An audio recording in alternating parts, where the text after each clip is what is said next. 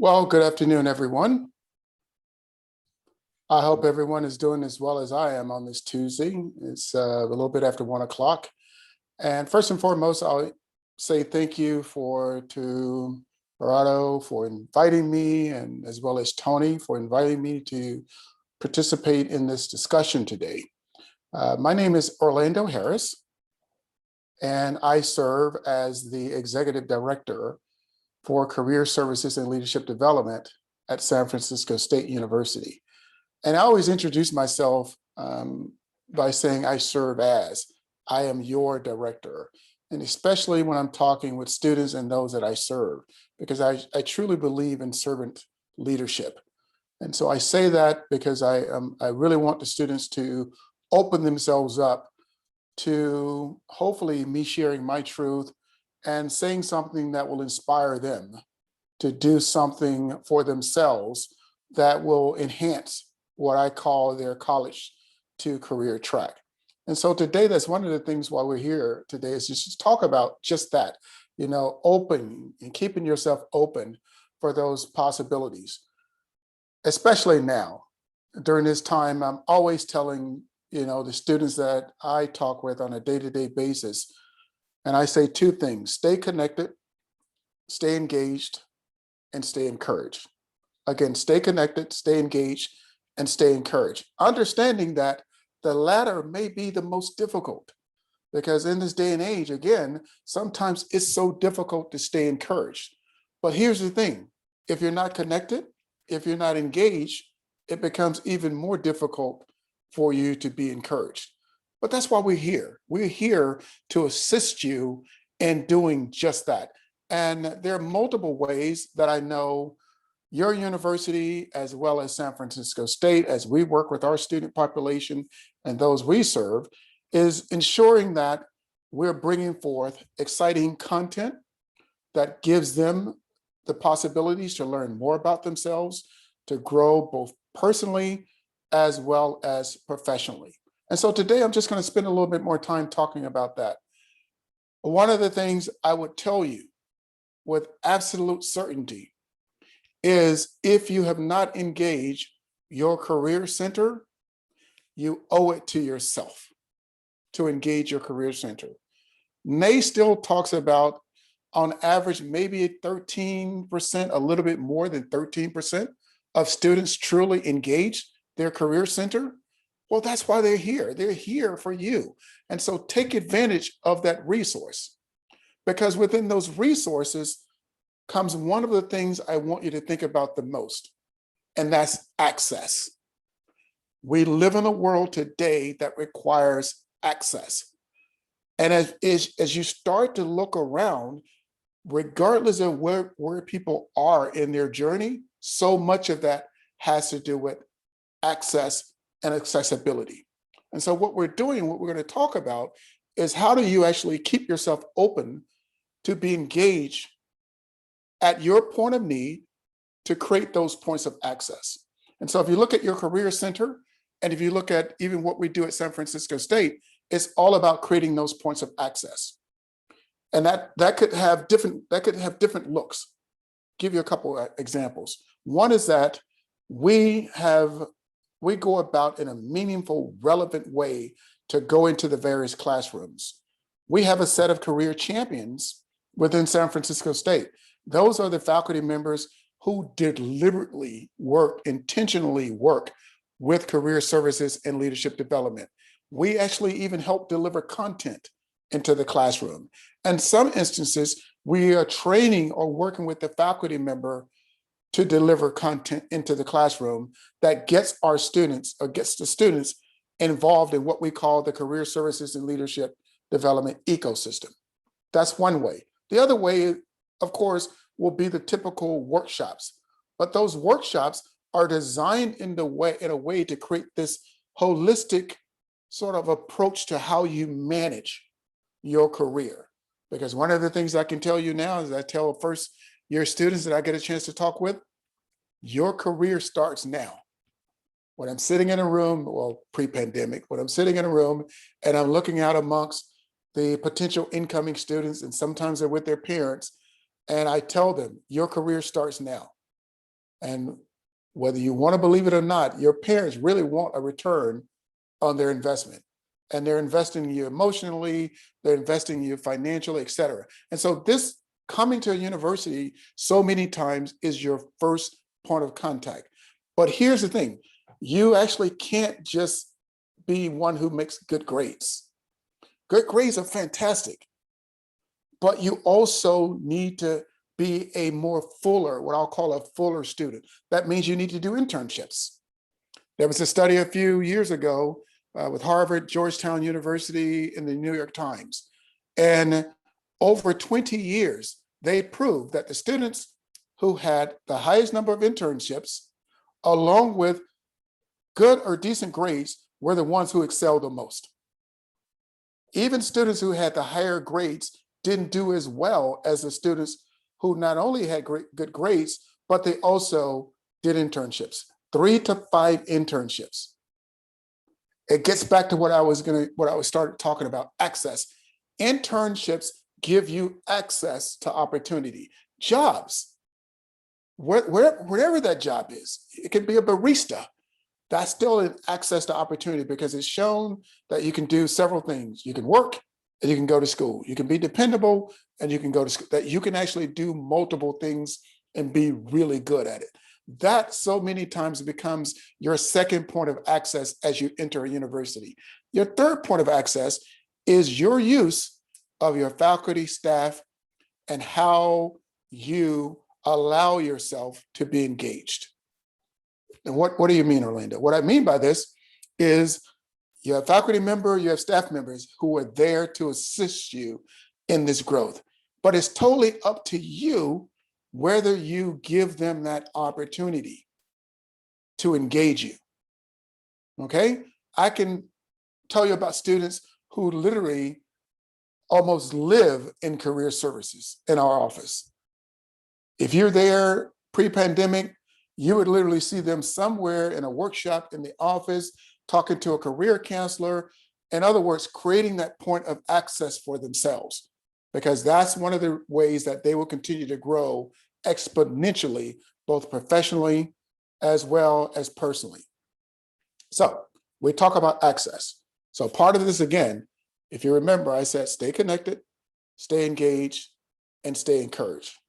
And I'm going to just pause just for a moment and kind of give room for this situation that we find ourselves in right now as a nation, as a country. And I hope you allow me to just divert my attention for just a little while, because most of us are on pins and needles waiting on the verdict to happen. But we also know over the past few weeks, past few months, we've heard more and more about the attacks on our AAPI brothers and sisters. But we also know that as people, Black, Indigenous, people of color, we are faced with so much, right? So much hardship, so much adversity. Those are some of the things that we can't control, unfortunately. But there are things that we can control. We can control to a certain extent, you know, what we decide to do today about improving ourselves. And so this panel or this discussion today is just about that. How do you continuously focus on self-improvement? Again, staying connected, staying engaged, staying encouraged. So we talk about access. I'll give you some examples. I grew up in Montgomery, Alabama. Public housing in Montgomery, Alabama. One of 6 boys. My mom, God rest her soul, she went back to get a GED at 29 years old, trying to raise 6 boys. She went back to get a GED because there was a special government program that if she got her GED and she completed the program, she could now be a teacher's assistant in an elementary school or middle school, as they probably call it now. And what that would do, for the first time, she would actually have benefits, medical benefits, that she could use for herself and for her sons.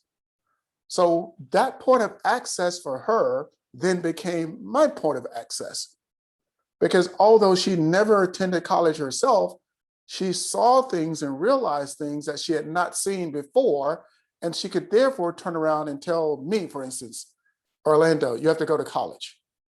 She didn't know what that really meant for me long term, but she knew that she was a teacher's assistant and she wouldn't be a teacher because she didn't have a college degree. So her frame of reference became go to college. That's how you'll get access. And coming up, that's all I heard. Go to college, go to college, go to college. If you ask me how I was planning to do it, I had no idea. I just knew that I had to do it. And so for you, you're here now. You're already in college. This is I tell you, this is one of the most amazing times you'll ever have in your life. And so you might as well take advantage of it. Now, as a person of color, a guy woke up this morning, he was Black, and I probably woke up last week and I was still Black. And I'll tell you about my journey. My journey from college to career is probably different than yours will be. There were a lot of stumbles that I made along the way. For instance, mentorship. Consider mentorship as another point of access. Mentorship is so important. But I'll tell you my story because I want you to understand that we don't grow throughout perfection. We try to live in perfection. And so there's always this striving towards perfection. The first person that I really understood, and by the way, I didn't understand it then, who wanted to mentor me, his name was Frank Williams. I'll never forget his name. It was my first, what we call white collar job. I'm in college, I'm doing an internship at a major telephone manufacturing company. Great job, great internship. Frank wants to hire me after school to come on full time. And he wants to mentor me, but I didn't understand that point of access and what it meant. I had never heard someone talk about mentorship. And by the way, I didn't realize he really was trying to mentor me. I was about 21 at the time. I didn't realize he was trying to mentor me until I was 28. And I was long gone from that organization. But if I had understood what mentorship meant then and the importance of it, I sometimes wonder how different things would have been. Would I have stumbled as much as I did out of college? Because like so many here, I graduated a military degree, computer science, business, but I still stumbled because I didn't have all the tools necessary to be successful. And so one of the things a point of access around mentorship provides is those additional tools and just to call it points of knowledge that you may not currently have yourself. And here's the other thing. If someone offers you the possibility or opportunity, take them up on it. What is the worst thing that can happen? The worst thing that can happen is they don't come through. But one of the things we talked about prior to this meeting was, in order to be successful, most successful people have also opened themselves up for all kinds of possibilities. And when we open ourselves up to create those points of access, we also open ourselves up to be disappointed. We open ourselves up to be hurt. I mean, we're human beings. If someone pretends that nothing bothers them, then something is really wrong. We open ourselves up to be hurt. We open ourselves up to be disappointed. And so those are some of the negative things. But here's the difference. We also open ourselves up to amazing opportunities. And I believe that those outweigh the other possibilities of hurt, feeling like, disappointment, et cetera. And so another point of access is being willing to make yourself available to be mentored, because those mentorships can come in all different views. It can be a faculty member, it can be a staff member, and by the way, you can have peer mentorship also. Don't forego peer mentorship, because so many times it's your peers who are pushing you towards greatness when you at times don't believe in yourself. So open yourselves up to faculty mentorship, staff mentorship, peer mentorship, but also external mentorship. And the way you gain more access to that is taking advantage of what those that are there are providing on your behalf. Again, I cannot stress enough how important it is for you to use your career center and the expertise that they bring. Here's another point of access: social media. And I'm saying social media more focused on LinkedIn. You may not understand this now, but LinkedIn is still one of the most powerful platforms out there. I think your university also uses Handshake. We use Handshake for our primary employee platform. Handshake is phenomenal. And so it's not one or the other. You need to make sure that you have the best profile possible on Handshake, but you also need to make sure that you have the best profile possible via LinkedIn. Within our university, we provide multiple workshops that provide LinkedIn overview, LinkedIn learning, LinkedIn expertise. That expertise is brought in by outside consultants as well as the internal staff. And so make sure that you're using LinkedIn. Here's another way of using that as a point of access. I always tell students, I understand LinkedIn Premium can be very expensive, so don't buy LinkedIn Premium. But most of the time, you can get a free 30-day access to LinkedIn Premium, and use it really wisely. If you are searching for an opportunity, it could be an internship, it could be a job, whatever it may be, sign up for LinkedIn Premium for the 30 days and make sure that you have it set up to remind yourself to cancel it before the 30 days. Because what LinkedIn Premium will enable you to do is that now you can actually use LinkedIn to go search for alums who have finished the university, who came through the same path that you did. You can also search for alums who are part of any of the CSUs. And here's the thing, you'll be surprised at how many are willing to have a conversation with you if you reach out to them. Because they don't know who you are. But if you message them and say, hey, you know, I'm a senior here at CSUDH, right? I'm a senior here at SFSU, and I really want to talk to you about your career path. And by the way, people may not admit it, but they do like talking about their career paths. Okay, so reach out to them, message them. I always say this, do you have anything to lose? No, you actually don't have anything to lose. The worst thing that can happen is someone doesn't respond or they tell you that they don't have time. And one of my past jobs was around business development and some of the largest corporations in the world, Xerox, American Express, et cetera. And the reason why I believe I was really so good at it is because no didn't bother me. I was crazy enough to believe that statistically, there's no way I could get all no's. And I'm glad I believe that, because I ended up marrying my wife because she could only tell me no 100,000 times. And eventually she just had to say, okay, God, fine, I'll go out with you. But you got to believe that, if you're talking, if you're putting yourself out there, there will be people who will see you and take an opportunity to encourage you. Remember, I keep saying, stay connected, stay engaged, and stay encouraged. There are people out there who want to encourage you in this journey. And I'll tell you that there's more people out there now. I've found that we have more people, more alums reaching out to us now asking, how can I help? How can I help? But you can take it upon yourself to do it. If you're not sure, then ask someone within the Career Center, ask one of your peers, have they ever done it? As a matter of fact, here's a really good suggestion as you talk about this whole career idea. Bring these ideas to your Career Center. I have students all the time who come up to me, or call, even now, during this crazy time that we're living in, I'll get emails from students saying, hey, Orlando, we saw something that you posted and we want to grab a couple of minutes of your time because we have some ideas.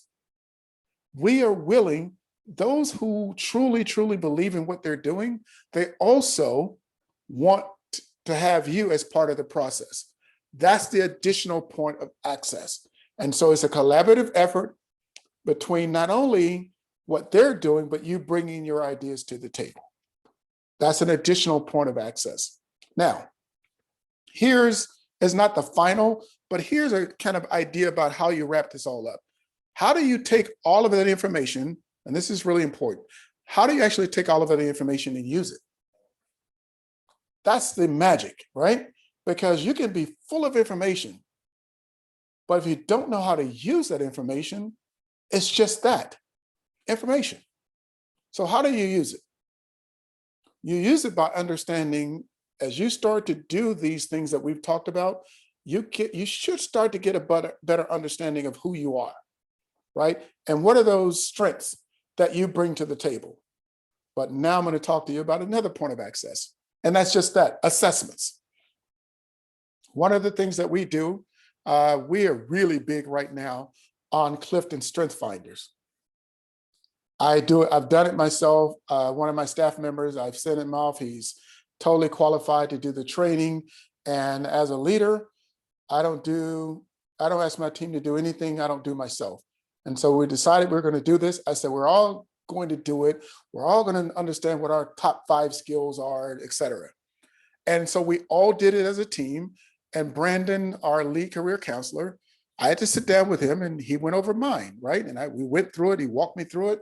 And I'm strategic, futuristic, maximizer, connectedness, and positivity. And I still remember Brandon looking at me. This is how you have to receive feedback, right? Because even though you're typically a mentor, you have to be willing to receive feedback. And the funny thing is, Brandon said, by the way, Orlando, if you did not have connectedness, especially positivity, you could be a real prick to work with. This is the guy who reports to me told me this. And I laughed and I said, I know you're going to explain that, right? And he said, yes, because you're futuristic. So you always try to figure out, what's ahead. And you come into the office, and I used to do this all the time. I would drive in, or not drive, when I used to commute in on the ferry. And I would stand in the middle of the office and I would literally go, I have a ferry moment. And it would be something that I thought about while I was on the ferry, and I would write it all down. And I would come into the office and I would go, I got it. Here's a fantastic idea. And by the way, I normally think all of my ideas are fantastic, although not all of them. But I believe in myself, so I think they're fantastic. And I stop everything that's going on in the office because I want everyone listening to my great idea. And he said, but because you bring so much positivity into it, we actually sit there and listen to you. Because if you were not positive and you were always coming with all this futuristic stuff, then you would probably get on all of our nerves. But here's the thing about understanding yourself. Not only do you understand it about yourself, you start to understand that about others that you work with, that you spend time with, because then you start to understand how you work, or how you would work within a team, and how important the dynamics that you bring to the team will make a difference, will make an impact. Believe it or not, that's access also. It's access to your intellectual capital. Because here's the thing, remember I talked about, here's the magic of it. How can you take all of that and apply it in a relevant, meaningful way that resonates with the person sitting across the table from you, who's either going to make a hiring decision about you, or whether or not you'll move through to the next stage of the process. And if I were you, I would sit there and go, okay, so how does all this work? Well, remember, I talked about these various points of access. I talked about, really getting a clear understanding of who you are and the skills and the dynamics that you bring to the table. But in order to do that, you also have to understand the importance of those. And so when you're sitting across the table from someone and they say, tell me about yourself, you'll always get that form of a question in an interview. It may not be the exact words. Brenda, do you guys use Big Interview also here? No, we have Standout. We just okay, Standout. Well, all the platforms are very similar. Yeah, they're similar. I'll put the link in the chat. Yeah, and make sure, right? When I say take advantage of access, access also means platforms. I've talked about access as far as assessments. All of those are points of access.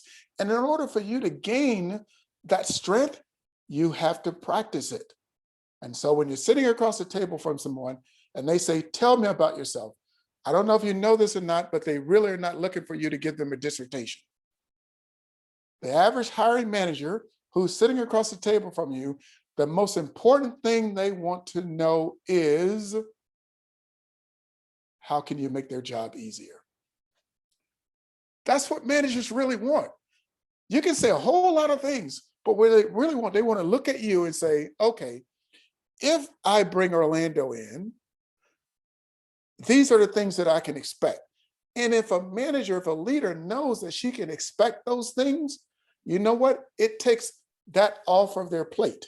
Now they don't have to think about it. And so every single situation I've come into over the last 30 years, I've focused on, and by the way, this is not brown nosing as we heard, but I know that's my son would call me a boomer because using the word brown nose, but so what, right?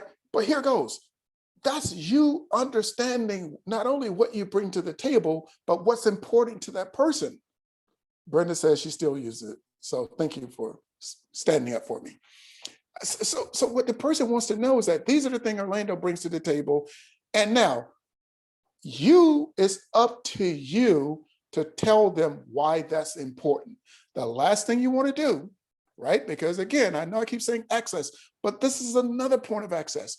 Your ability to convey and articulate why are these things important, right? Because I've heard students say, well, I'm a good listener. And I go, okay, so by the way, someone else is going to come behind you in an interview and they're probably going to tell me they're a good listener too. But how does that really distinguish you, right? I've heard students say, I'm prompt, I'm on time. I go, okay, if I'm paying you, I can expect you to be on time. And they say, well, I'm a hard worker. And I say, well, okay, so here goes. I'm paying you, so I expect you to be a hard worker. Tell me something that distinguishes you, right?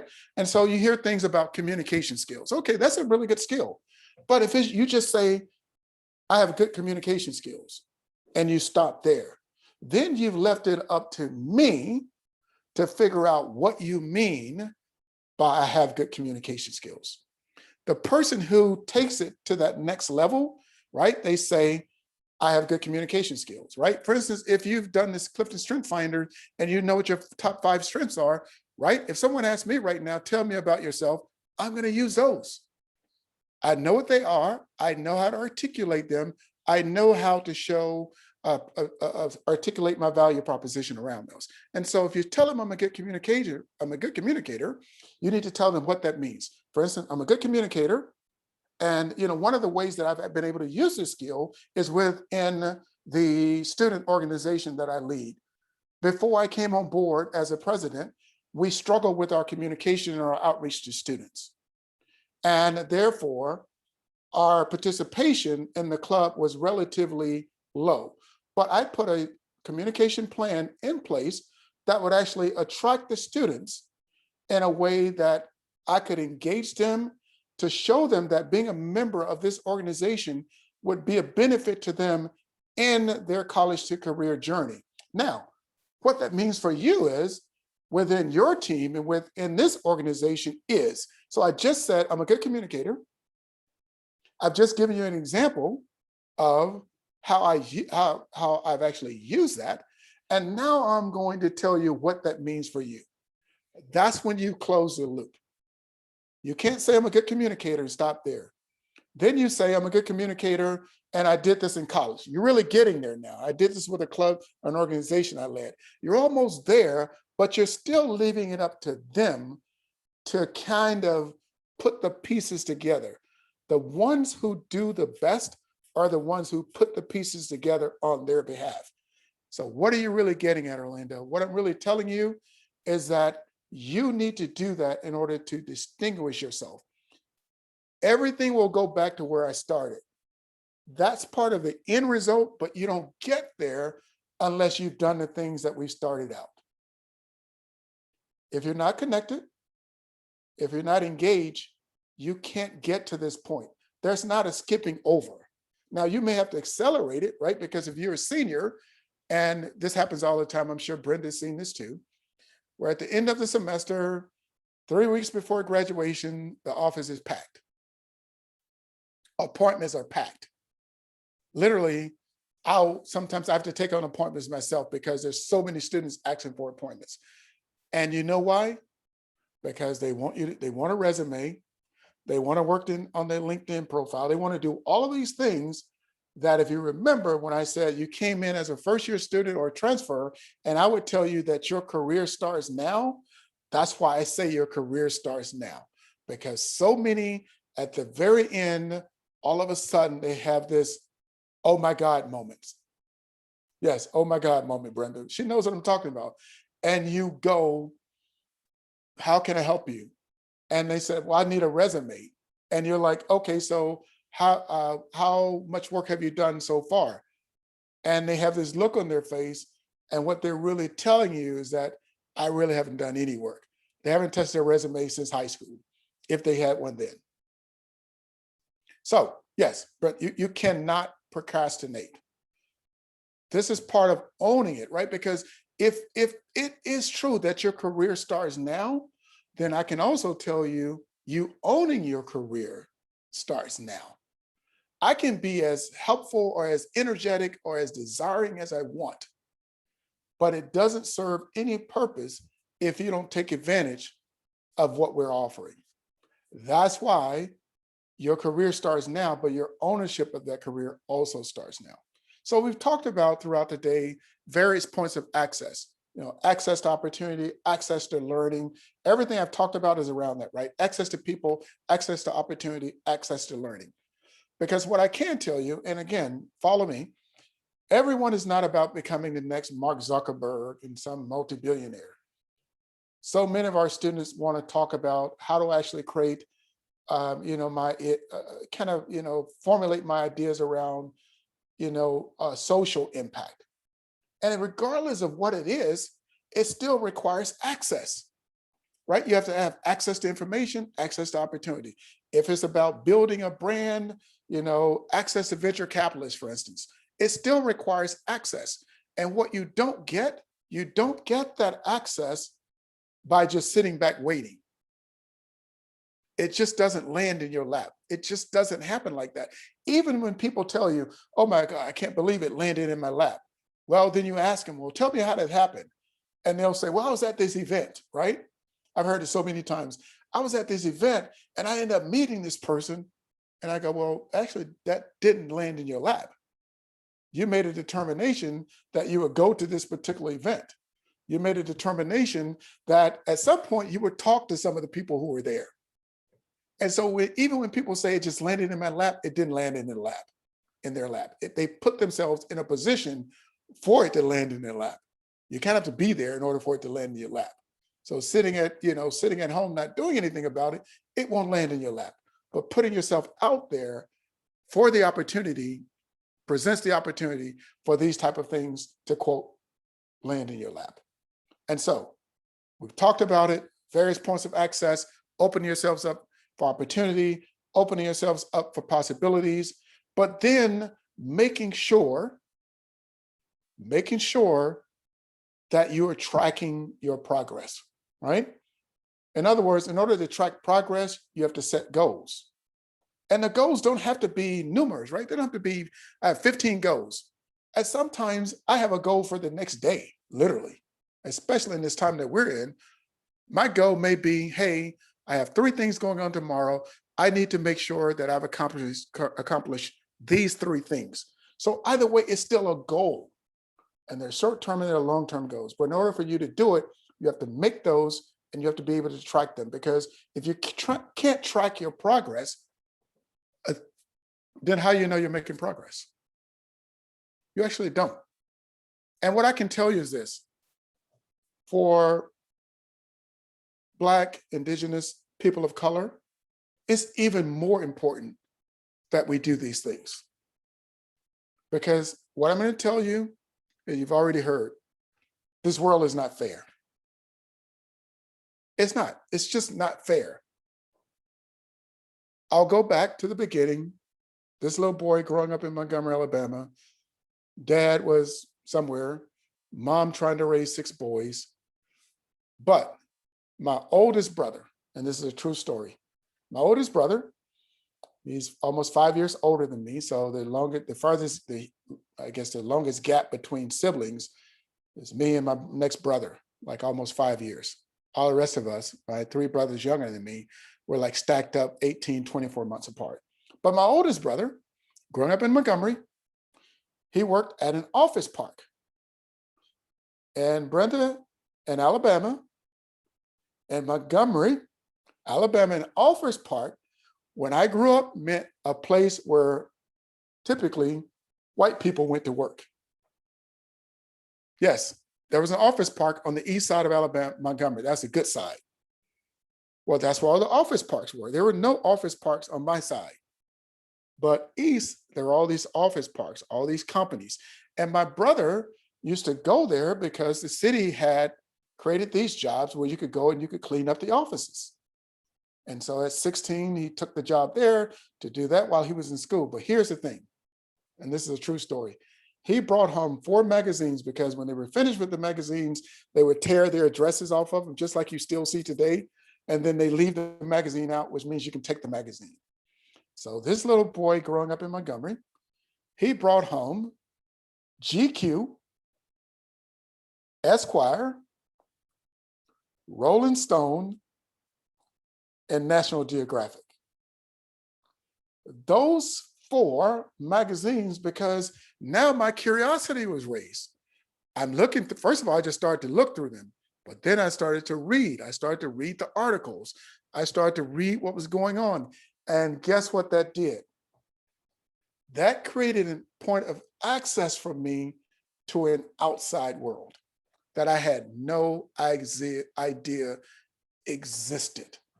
And so now I could see, here's a funny story. When I was 13, somebody said, well, what do you want to do? And I still remember distinctly saying, I want to be a businessman. I had no idea what that meant, but here's what a businessman meant to me. Remember, I read GQ magazine. It means that you dress really nicely and you carry a briefcase. In order to dress nice and carry a briefcase means you probably make money. And that became how, no matter how crazy it was, that became my point of access. So here goes. When I got to high school, you can see pictures of me in high school. I had on suits in high school. Yes, I was in high school wearing suits. And you know what happened? Other guys started wearing suits. So instead of following, you became the one who was influencing.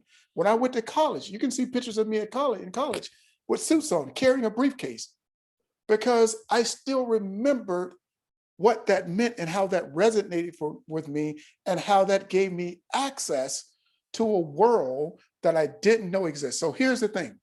Remember I said you can get points of access and they can come in all forms and fashions, but you have to be willing to open yourself up to those opportunities. That was me giving an example how I was willing to open myself up to those opportunities. And therefore, what that did, that helped me to start to dream what it would be like, right? I don't know anybody in my family except my daddy back in the day when he was in the Korean War, left the United States of America, let alone left Alabama. Brenda, we didn't go far. The largest trip we took once, we went to Pensacola, Florida on a bus, and that was huge. And that was my first exposure to physically actually leaving the state of Alabama. But all the time, I still remember those articles I read, and I would read about different places in the country, different places in the world. And I didn't conceptually understand some of the challenges that I would face, but at least I saw myself there. So here's the other thing. Your last point of access is giving yourself the okay to see yourself years beyond where you are now. In other words, give yourself the okay, the access to dream. Give yourself access to dream.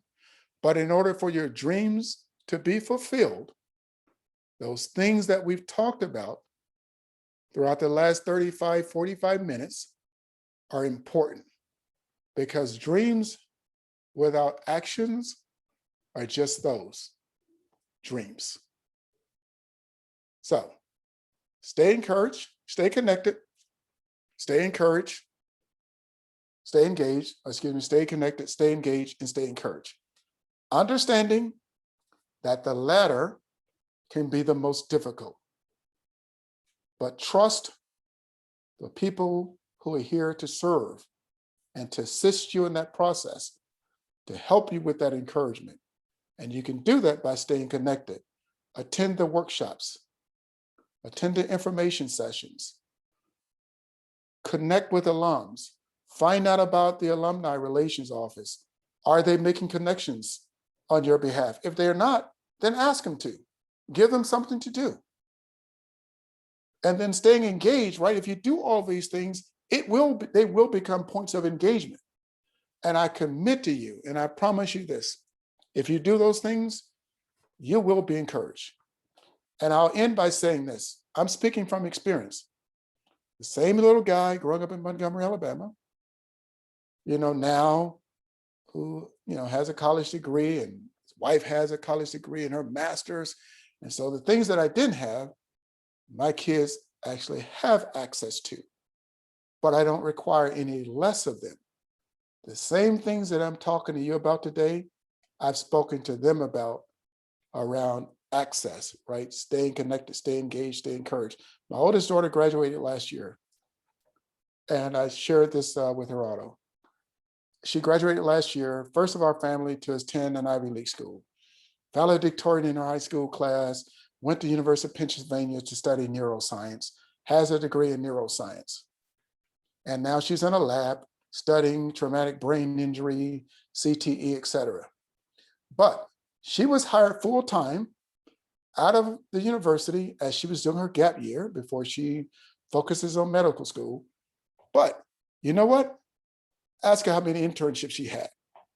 Remember I said earlier about 3 to 5 internships? I can tell you that during her college career, she had 5 internships. Yes, 5 different internships. You know why? Because I kept telling her, just because you're smart and you make good grades doesn't mean you're going to be ahead of everyone else. Because you know what? There are things that you fall short in. Your ability to articulate your value proposition. You're just really smart. But I've asked you about your value proposition. You don't have one. And so eventually she had to listen to me.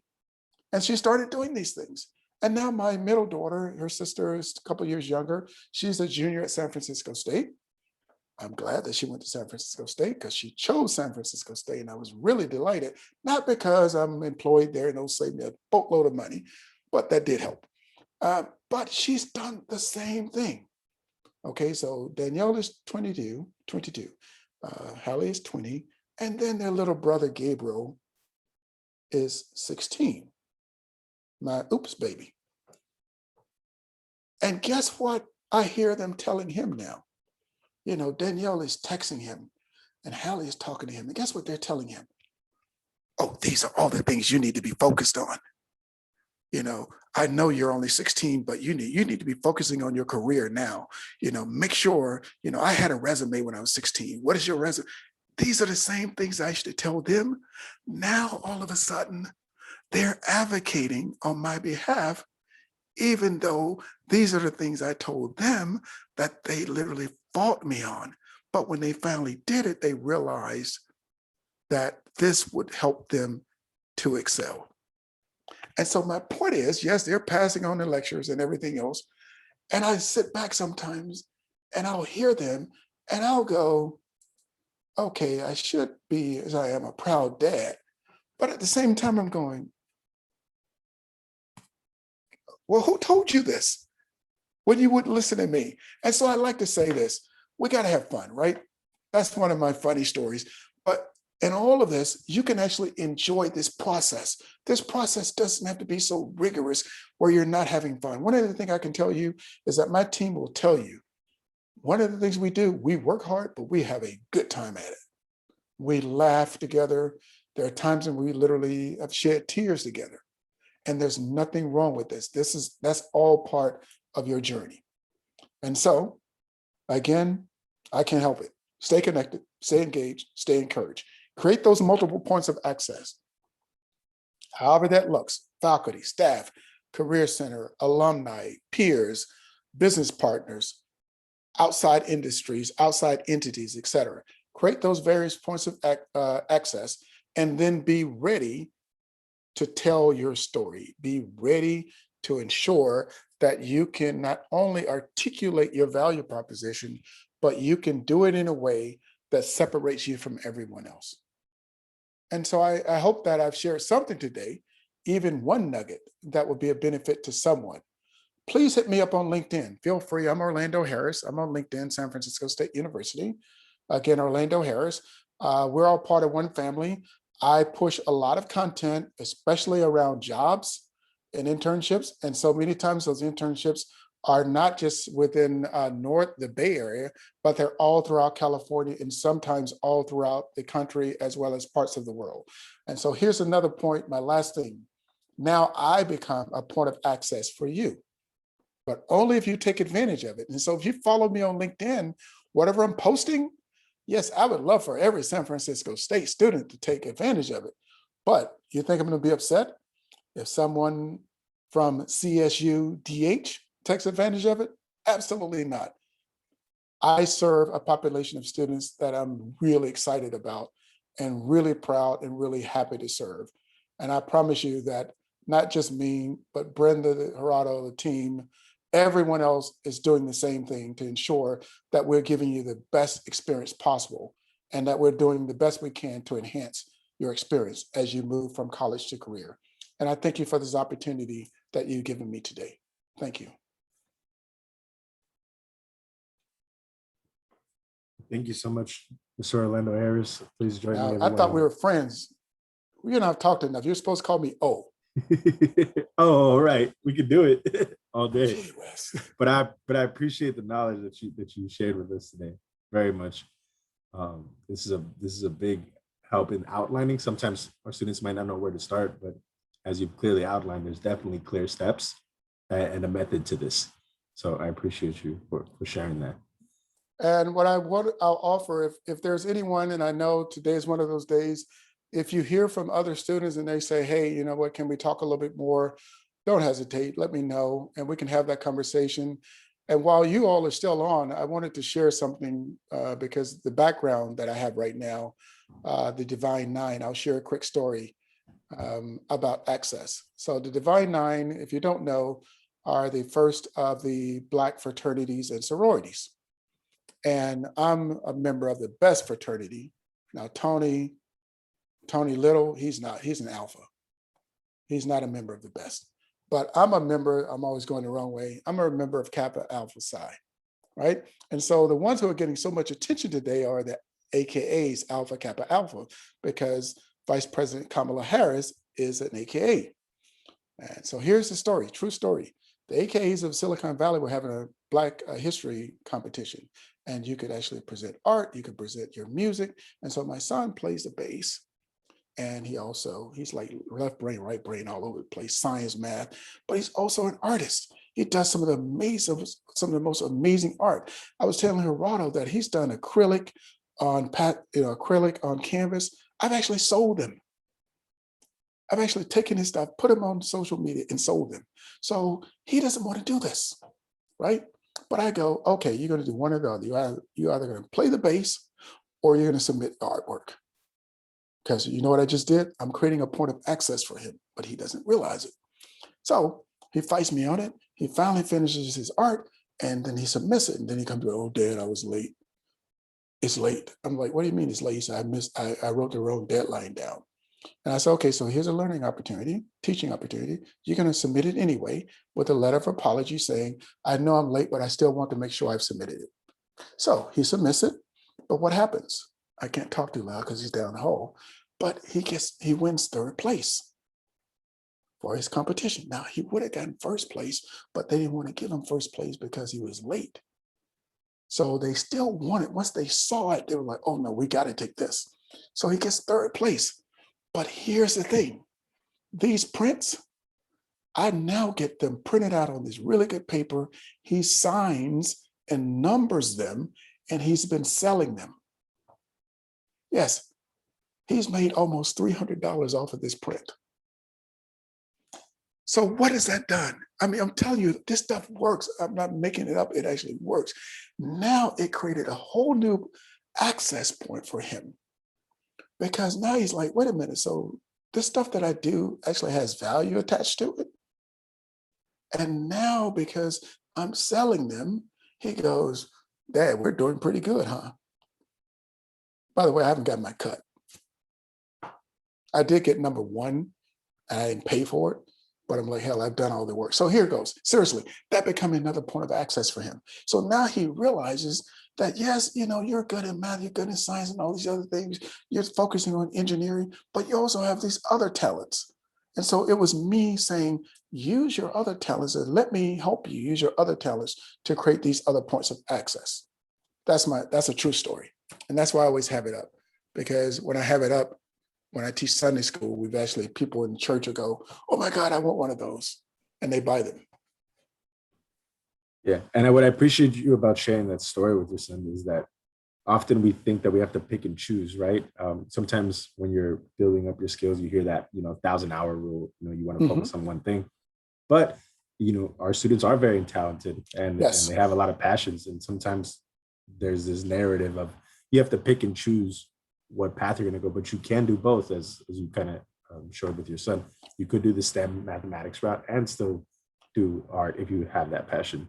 Absolutely. Absolutely. I still remember talking to this student a couple of years ago, Sonia, and she was, this just dynamic, young lady, Latina, and she came in my office and we were talking.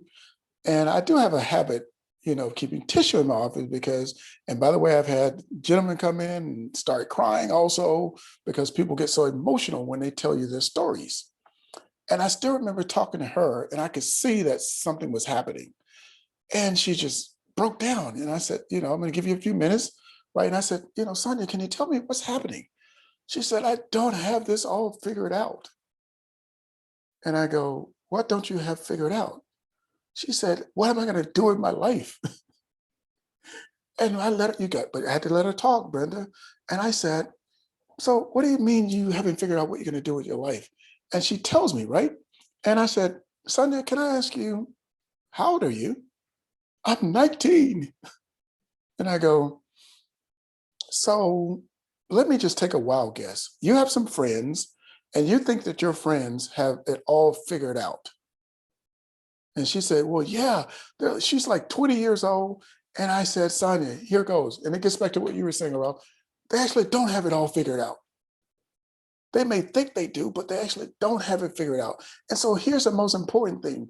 Don't try to compare your figuring out or their figuring out to you. Your path is different. That's why it's so important for you to understand yourself so that you can create your own path and not be beholding to someone else's idea behind how your path should look. That's how we get caught up so many times, with having someone else to try to define all of this for us. And then we find ourselves in this crazy space where we're just not feeling good about what it is that we're doing. But if we've actually done the work ourselves, we tend to feel, along with others who are helping you, we tend to have a better understanding and a better feeling about that which we're doing. If we don't, that's when all of the noise comes in. And then we allow the noise to define us.